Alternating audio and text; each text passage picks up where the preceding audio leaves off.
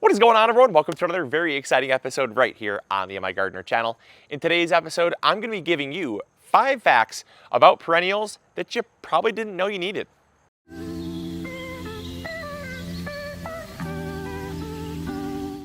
So the first fun fact about perennials you probably didn't know you needed is that almost all perennials need cold weather to reset. This is called chill hours. Whether it's a fruit tree or a nut tree, about 90% of all fruit and nut trees actually need what's called chill hours to reset their fruiting cycle. And chill hours are the amount of hours below 45 degrees Fahrenheit, but not lower than 32 degrees Fahrenheit. That little itty bitty window is what you call a chill hour. And some only need like 100 hours, like a pomegranate only needs about 100 chill hours. But an apple tree may need something more like 800 chill hours. So depending on the amount of chill hours, we'll decide if you can grow that or not. The further south you go, obviously the less chill hours you're going to have. Something like a peach tree needs between 400 and 700 chill hours depending on the variety. And so if you grow a variety that needs 700 chill hours and you can only provide 400, it's not going to reset. The tree won't die, but it's not going to fruit. And so we get asked a lot if you can grow something like a peach tree in southern Florida. You can't. And that's because there's just nowhere near enough chill hours. You could grow a mango, which is considered a tropical fruit, which we'll get into, but it's a tropical perennial. A peach is not a tropical perennial. It's known as a deciduous. And deciduous means that it loses its leaves when cold weather arrives, and that resets the fruiting cycle. So what about a perennial that grows in cool weather below 45 degrees, but doesn't get below freezing and doesn't drop its foliage? What about that? How is that classified? Well, that brings me to my second fact about perennials that you probably didn't know you needed, is that any plant that grows in cool weather, in chill hour territory, but does not drop its foliage is technically a perennial. By the definition, it's a perennial. But because it does not drop its leaves, it's considered a tropical evergreen. And so because it's a tropical evergreen, it's in a little bit of a different classification, but it's still considered a perennial because it does not actually die. It never dies. It lives from year to year, which is the definition of a perennial. And so tropical evergreens could be things like a mango or even citrus. Now, if you grow a citrus and it drops its leaves, it's dead. But you can grow a citrus to like 34 degrees, no problem at all. So, and some citrus, I will say, I know you're gonna say this, some citrus have been bred to tolerate a frost and a freeze, I get it. But in their natural habitat, citrus do not actually tolerate freezing weather. I've left many a citrus out on accident and it got too cold and frosted. They didn't survive. So I just thought I'd clarify that through time there have been some adaptations to the genetic strains of citrus out there. But as far as they are concerned, naturally mangoes and citrus are considered a tropical evergreen, which is super cool. All right, third fun fact about perennials you probably didn't know you needed is that anytime a tree drops its leaves, that is what classifies the tree as what's called deciduous. Now, a deciduous tree is any tree that drops its leaves and can regrow them in the spring. So whether that's an apple, whether that's a cherry tree, this oak tree here, or even a maple tree, they drop their leaves in fall, regrow them in spring. But it's a common misconception that people think that the leaves fall off the tree because the cycle is changing. The cycle is changing, but the leaves don't fall off the tree because the cycle is changing. The leaves fall off the tree because it's growing in cool weather, and it's actually a protection mechanism. The tree actually takes moisture, water, from the leaves, as well as sugars created, and stores it down in the roots. And so because the tree cannot sustain all of that, it's not worth keeping it around, it drops the leaves. So if you look at your kale in the middle of winter, the kale sends energy, yes, down to the roots, but it doesn't ever drop its leaves, right? And so kale is not necessarily a perennial, but it doesn't drop its leaves. It takes a ton of energy to actually store the sugars up in the leaves to keep it alive through winter. A ton of energy. It's way better energy conservation for a tree that has deep roots to just store the sugars down in the roots and drop the leaves. And so over time they've adapted that, and it's actually the cold weather that caused the leaves to drop. If you were to take an oak tree and move it down to a tropical environment where there was no cold weather at all, the leaves would not fall off the tree.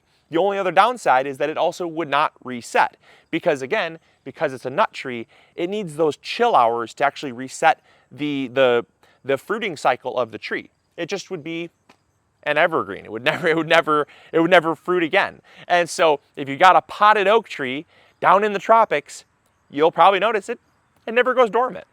Fourth fun fact about perennials you probably didn't know you needed is that there are certain perennials that don't actually need to go dormant in order to reset their fruiting cycle. So for instance, this pear tree actually needs to go dormant and be dormant for around 600 chill hours in order to reset the plant to start fruiting again. That means it needs to go completely dormant. It needs to drop all of its leaves. It needs to shut down for the winter so it can regrow in the spring and actually start flowering again. That's the trigger, is once it breaks above a certain threshold in temperature for a certain amount of days, that is the trigger that brings it out of dormancy and causes it to fruit. But there are certain fruits like strawberries, citrus, mangoes, pomegranates, and avocados that they can tolerate cold weather, yes, and the cold weather may help to trigger them to fruit and flower, but they don't actually need to go dormant at all.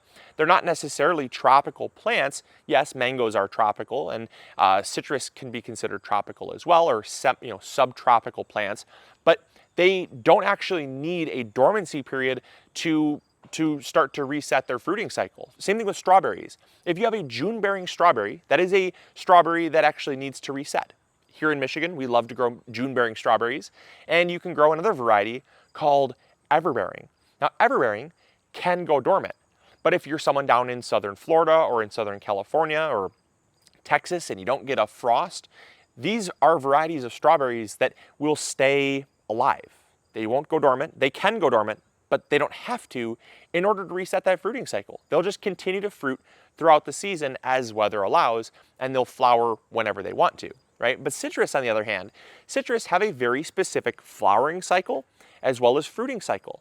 And so when you have, say, like an orange tree, that orange tree might flower in June or July, and then that fruit might ripen in around January or February time. And so that is their cycle. It's just cyclical every single time. Whereas avocados, some avocados are triggered by chill hours, around 100 chill hours or so. Other avocados can tolerate, they don't ever really need that reset cycle. They don't ever drop their foliage, and they simply just fruit because they're in a very arid environment. They simply fruit when it gets very rainy. They flower during the rainy season because they can store all that excess moisture that's coming from the rain in the fruits and things like that. So they can actually host the fruit. Whereas during the dry season, they just are alive, right? Same thing with olives. Olives will flower during the rainy season. A lot of things will flower during the rainy season, but then the fruit will ripen during the drier parts of the season, and then it'll kind of go dormant, if you will, but it's not a dormancy period like these deciduous trees. They just kind of rest and conserve moisture until the rainy season comes back again. And so those are a really cool classification of crops that are non-dormant and they are still perennial, which is awesome. Fifth fun fact for you about perennials you probably didn't know you needed, and I know you've probably been asking yourself this for the whole video. Luke, what about crops that seem tropical, like bananas, or kiwis, or pecans, or avocados, or pomegranates, that really like warm weather, but can survive cold weather? Even figs fall into this category, right? What are these crops called? Because these are crops that seem like they really like warm weather. They seem like they might be kind of tropical. I mean, a banana seems pretty darn tropical to me. How on earth can you grow a banana in zone 5? Or even pecans. How can you grow pecans in like zone 6? Or figs in zone 5, right? Chicago cold hardy fig. These are plants that are outliers. These are weirdos in the plant world. They should not be able to survive up in this cold of a climate. And that's because they're considered cold hardy tropicals. Cold hardy tropicals is just a terminology given to a tropical or a warm weather crop that is a perennial but can survive in a cooler growing zone. Same thing goes for those newer breeds of citrus that I talked about earlier, right? Those would just be considered a cold hardy tropical. They can only survive in such cold weather before they do kick the bucket and die, but they can survive much colder weather than some of their other counterparts. And so again, that is just a variety called cold hardy tropicals. So in case you're wondering about those things, like I said, there's a lot of them out there. And the botanical world has really kind of tried to do its best job of breeding those cold hardy varieties, not only for the fact that it allows us some fun varieties here in Michigan that, 20, 30 years ago, we never could have grown, but it also really helps with agriculture because as the climate changes and as things shift and move around and the weather might get colder in Florida one year and you get a freak frost, or whatever, it might get hotter somewhere else. You need to have that versatility in your crop selection so that you have variety, and that diversity helps to ensure that you're going to get a harvest. So it's good for a lot of reasons. Even for citrus growers that we can't grow a citrus outside here in Michigan. I mean, if it's a potted plant on your patio, yes, but you could never grow a citrus out here just growing out in the ground. It just would not happen.